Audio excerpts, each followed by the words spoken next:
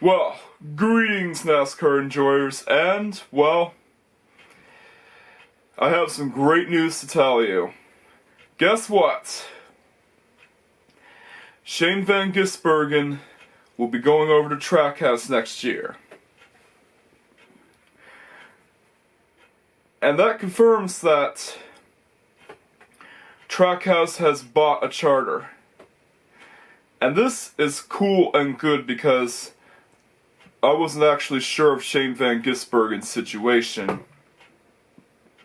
when it was announced that AJ Allmendinger was going to race in the NASCAR Cup Series full time next year. But it's good to hear that Shane Van Gisbergen is in good hands now, and you'd think with him going into the Cup Series that he would bring over his number 97, right? I mean, it's the number that he's most associated with, especially in V8 supercars. But surprisingly, Trackhouse Racing decided to bring back a number that hadn't been used since 2020 with Alex Bowman. Yep, that's right. They brought back the 88. And they actually talked to Hendrick Motorsports and Dale Jr. about this. Yeah, Trackhouse is the team that takes number selection seriously. They actually think about the numbers and the history behind them. So yeah, it's pretty good that they did this. But anyways, it's time to review the craziness that is last night's race at Daytona. The Coke Zero Sugar 400. And you might be wondering why this car is in the background. Well, you're about to see why. But anyways, let's review the race. Yeah, it didn't actually look too bad in the first stage. There were no cautions in the first stage, and it was pretty good. We got a battle between Joey Logano and Josh Berry. Yeah, a battle between the two Penske cars and Josh Berry, and guess what? Josh Berry ends up winning the first stage. Yeah, kind of a rare occasion for Stewart-Haas Racing, considering that they're far from being a competitive team nowadays, and they're far from their championship days. But during the stage caution, there would be an incident in pit road as disaster had struck. Yeah, I have to talk about this incident. I just cannot ignore it. Yeah, so in pit road, there was some fuel spillage, right? And then, of course, there's a ball of flames that decides to erupt. Yeah, most likely caused by a pit road accident by Denny Hamlin. And then guess what? Daniel Suarez's car catches fire. Yeah, it catches fire. It's absolutely crazy, and I'm glad he got out while he could. Yeah, so he's fine. But his car is not, and he DNF'd because of that incident. Yeah, it was a bizarre incident, and remember kids, if a car catches fire, you gotta get out as fast as you can. Just another tip of fire safety, everyone. But anyways, the second stage is where we get our first slew of cautions. And guess who causes the first big one? Yeah, Corey LaJoie, the worst driver that's racing in NASCAR right now. Yeah, someone on Twitter, aka X, said that Ross Chastain was the worst NASCAR driver. Said to the left was Ross Chastain was the worst NASCAR driver. But I disagree, though. Ross Chastain had 4 Cup Series wins in his whole entire career. And Ross Chastain also won this year's Truck Series race, and he had won several other races in the Xfinity Series and Truck Series, including a race where he won with an infamous sponsor, DC Solar, that was forced to shut down because it got raided by the FBI. But Corey LaJoie, guess how many races he's won in all 3 series? 0. Zilch. Nada. Corey LaJoie never won a race in all 3 series. And people ask, what is he even doing in NASCAR if he's not bothering to win and can barely drive? Well, I don't know. But the only reason why they even let him in NASCAR is because of him being second in points in the ARCA Series, just below Kyle Larson. Yeah. Obviously, he left his talent behind at the ARCA Series. Corey LaJoie is a driver that is hated by pretty much everyone, and nobody is rooting for him. Not even I am rooting for him. I'm glad that Spire actually came to their senses and decided to boot Corey LaJoie from the team next year. Yeah, he's fired from the team. He will still be racing until the end of this year. But there will be a different driver driving the 7 next year. Yeah, even Spire couldn't bear to have this driver anymore. And even when he raced in Hendrick Motorsports equipment, even when he substituted for Chase Elliott, he couldn't win. He still couldn't win. He doesn't even bother to win. I get that the 9 is not the best. Get that 2023 is not the best year for the 9, but still. But anyways, there would be 6 other cautions throughout the whole race. And in the second stage, Joey Logano wins. Yeah, what a shocker. It's unamusing, and it looks like it would be another disastrous race that would take place like Talladega. No, well, like the 2020 Talladega race, or heck, even this year's Brickyard 400. But come the final stage, where we get the last set of cautions, we would get something even more spectacular. I gotta wake the laptop up. There. So, in the final stint of the race, we would get some of the most bizarre cautions that happened this year. Yeah, I have to talk about them. There is the near flip that Michael McDowell had, and it looked like Michael McDowell would win this race. Heck, he was leading some laps and even being in front until Justin Haley passed him. Yeah, it was truly a race for the underdogs.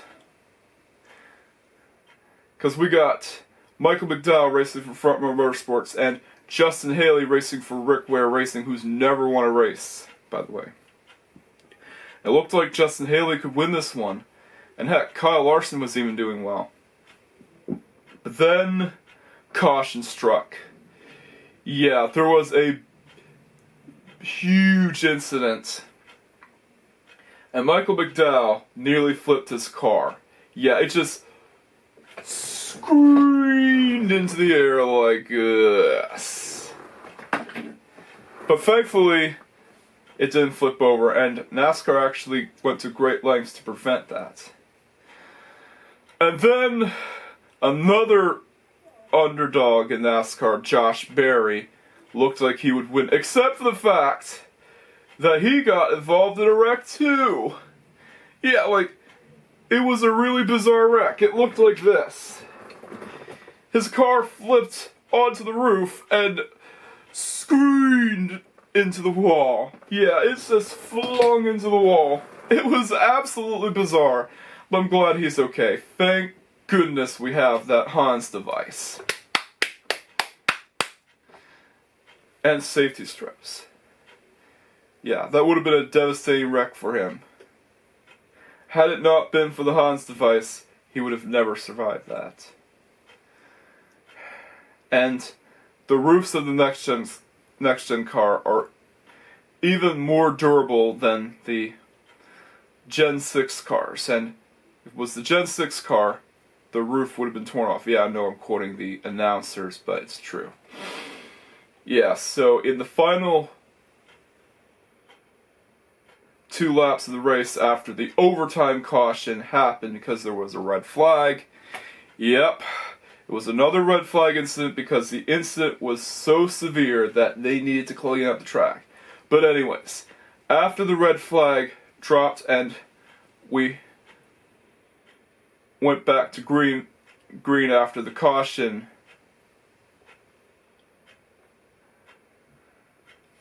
has stopped,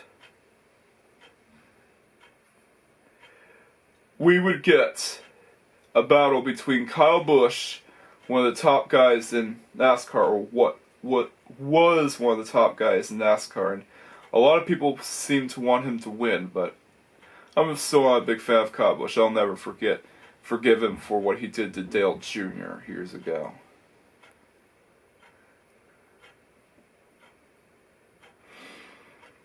But anyways, it's the final 2 laps of the overtime restart. And it's all or nothing. So yeah, Kyle Busch, it looked like he was in position to win. But then, all of a sudden, Harrison Burton is actually doing well for once. And, would you know it, Harrison Burton actually passed Kyle Busch for one of the most epic finishes in NASCAR history. Yeah. This is pretty much like another Busch Brothers battle, except it's not a close finish, but it's still just as good in my opinion. So, come the final lap of the race, and Kyle Busch and Harrison Burton are battling each other for the win. And of course, Harrison Burton ends up getting past him, and he even blocks Kyle Busch for the win. Yeah, he just slams the door on him and denies Kyle Busch a victory. And then Harrison Burton won and created one of the biggest upsets in NASCAR history since Ricky Craven's win at Darlington. Yeah, Harrison Burton is the definition of an underdog. He is a driver who is in no position to win and is not supposed to be winning any races, but ends up winning this year's Coke Zero Sugar 400. And this finish made the race worth it. Had it not been for this finish, I would have given this race a 6 out of 10. Because there was just a bunch of cautions. And Denny Hamlin even... Yeah, Denny Hamlin was even involved in the crashes, and Ross Chastain had to deal with a damaged car because he was also involved in some of the cautions. But I'm glad he finished the race though. So yeah, had it not been for this finish, I would have given the race a 6 out of 10, but I'm going to give this race a 9 out of 10 because of the insane finish that is worthy of being watched again and again, and that's why I have Harrison Burton's same exact paint scheme that he ran in the race on that TV. And how is it being projected? With the MacBook Pro, of course. And of course, that's why I also sat in this room instead of the basement where I would usually do these videos, because on the wall I have something special to show you. Yeah, I originally filmed last night, but it was too dark. I didn't want to post the video with the dark lighting. So yeah, I want to show you something on the wall. See that? That was Ricky Rudd's car in 2003. That's a clock of Ricky Rudd's car. Yeah, a NASCAR clock. And it had the same number as Harrison Burton's car. Yeah, I had to delete one of the video files because of the SD card exceeding its recording limits. I hate it when that happens. But yeah, this is something I wanted to show whenever a Wood Brothers car would win. And this is a monumental victory for Wood Brothers, by the way. It's not only Harrison Burton's first win, but also Wood Brothers' 100th win, and they've been racing in NASCAR since the early days. They've been in NASCAR for a long time. And it's about time that they saw victory lane once more. Even if they have an alliance with Penske. So yeah, Wood Brothers got their 100th win with Harrison Burton, of all drivers. And this ends Harrison Burton's career not with a whimper, but with a bang, as he will not be racing for Wood Brothers next year, sadly. Hopefully this will give him the spotlights and him being in a top team next year. And some team will even want to hire him because he won that race and created one of the biggest upsets in NASCAR history. So, bravo, man. Harrison Burton finally won for once. And this is why I gave it a 9 out of 10, because that finish made the race worth it. Yeah, it looked like it would be another snooze fest with crashes and would be like the Brickyard 400, but the race did end under caution, and we actually got a great finish reminiscent of Ricky Craven's finish and his battle against Kyle Busch, except for the fact it wasn't a close finish. It was a strategic block, and no, it's not a manufactured finish. There's just too much variables to consider here. Because Harrison Burton would never win if it wasn't a manufactured finish. If the race was scripted, Kyle Busch would have won.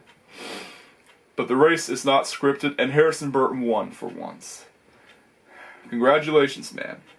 You deserved it. You made your father proud. And yeah, he even made his uncle, Ward Burton, or as I like to call him, the guy who would dress up as Robin for Halloween because his name sounds like Burt Ward. And here's his father's car. Yeah, here's Jeff Burton's number 99 Excite Batteries car. And I also have Ward Burton's Caterpillar car. Yeah, his name sounds like Burt Ward. I still can't get over that. Yeah, his uncle's car is also in my collection. It's got wheels that could turn. It's a 1/2/4 scale diecast, and this is a monumental victory for Harrison Burton himself. And I'm actually going to go ahead and pre-order the 1/2/4 scale diecast of Harrison Burton's car so I could display it alongside his uncle's car and his father's car. Because a car like that definitely deserves a big 1/2/4 scale diecast. And if Ross Chastain wins, I'll definitely be getting another 1/2/4 scale diecast. So yeah, an excellent end to an otherwise crazy race. And this is the Bandito signing off. If you've enjoyed this video, I'd highly recommend you to watch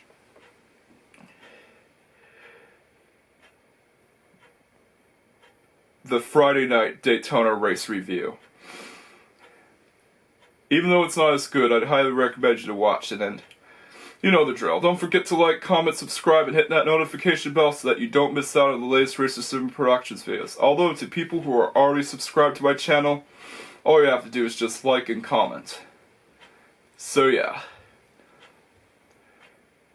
This is the Bandito signing off. Catch you guys next time, and peace out.